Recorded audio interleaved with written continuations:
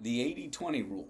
This one is relatively well known in business circles, etc. It's also known by a different name of the Pareto principle.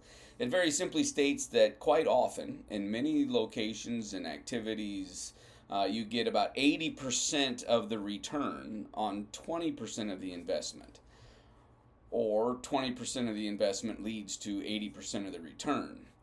This is not just true in, well, it's true in time as well. Like, if you find where your quality and your expertise and your skill level and your personal makeup, profile, personality profile, all that kind of stuff, you can leverage that and put in 20% of the effort. 20% of your time. That's going to result in 80% of the output of your work. So that if you can figure out where that is, where you can leverage that, you'll increase dramatically the amount of output by focusing in on that aspect of your input that produces the greatest results.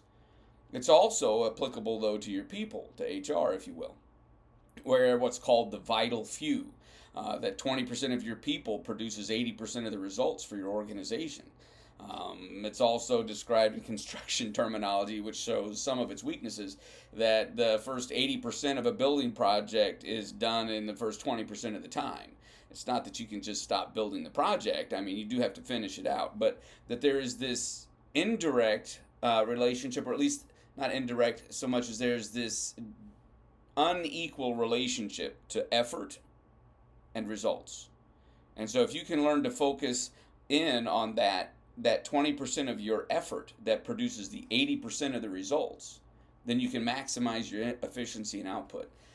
You also need to invest unequally in your people, because 20% of them are producing 80% of the outcome.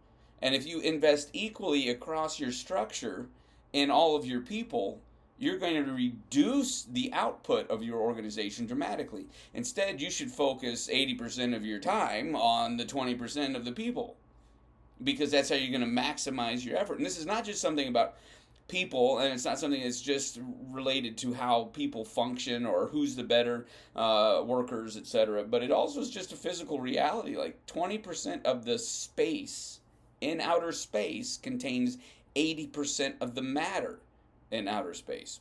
We don't really know why all these things are connected, but there does seem to be this principle in life that, as Scripture puts it, he who has will have even more, and he who doesn't, even what he has will be taken from him.